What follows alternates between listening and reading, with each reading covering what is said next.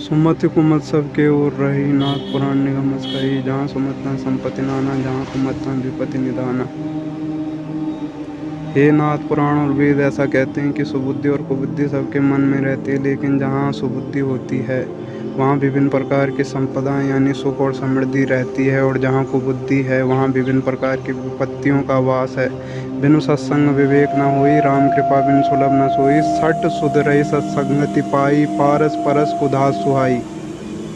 सत्संग के बिन विवेक नहीं यानी अच्छा बुरा समझने की क्षमता विकसित नहीं होती, और राम की कृपा के बिना अच्छी संगति की प्राप्ति नहीं होती। सत्संगति से ही अच्छे ज्ञान की प्राप्ति होती है। दुष्ट प्रवृत्ति के लोग भी सुधर जाते हैं, जैसे पारस के स्पर्श से लोहा सोना बन जाता है। जा पर कृपा राम के होवे, ता पर कृपा करे सब कोई। जिनके कपट दम्भ नहीं माया, तिनके हृदय बसऊं रघुराया। जिस मनुष्य पर राम की कृपा होती है उस पर सभी की कृपा होने लगती है, और जिनके मन में कपट दम्भ और माया नहीं होती उनके हृदय में भगवान राम का वास होता है। कहेउ तात असमोर प्रणामा, सब प्रकार प्रभु पूरन कामा। दीन दयाल विरस संवारी, हरऊ नाथ मम संकट भारी। हे तात, आप मेरा प्रणाम स्वीकार कर मेरे सभी काम को पूरा करें। आप दीन दयाल हैं, सभी व्यक्तियों के कष्ट दूर करने की प्रकृति है, इसलिए आप मेरे सभी कष्टों को दूर कीजिए। हरि अनंत हरि कथा अनंता, कहे सुनई बहु विधि सब संता। रामचंद्र के चरित सुहाए, कलप कोटि लगी जाहि न गाए।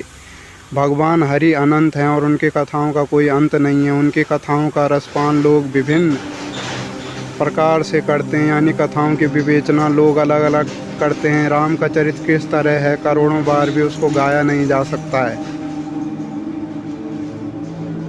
धीरज धर्म मित्र और नारी, आपतकाल परखई चारी। धीरज धर्म मित्र और नारी, इन चारों की परख विपत्ति के समय ही हो पाती है। जासु नाम जपि सुनऊ भवानी, भव बंधन काटे नर ज्ञानी। तासु दूत की बंद तरो आवा, प्रभु कारज लगी कपहि बंधावा। भगवान शिव कहते हैं, भवानी सुनो, जिनका नाम जपकर जन्म मरण के बंधन से मुक्त हुआ जा सकता है, लेकिन प्रभु के काम के लिए हनुमान जी ने स्वयं को शत्रु के हाथ से भी बंधवा लिया। रघुकुल रीत सदा चली आई, प्राण जाई पर वचन न जाई। रघु के कुल की सदा ऐसी रीति चली आई है कि प्राण भले ही चले जाएं, लेकिन वचन की मर्यादा कभी भी ना जाए। जय श्री राम।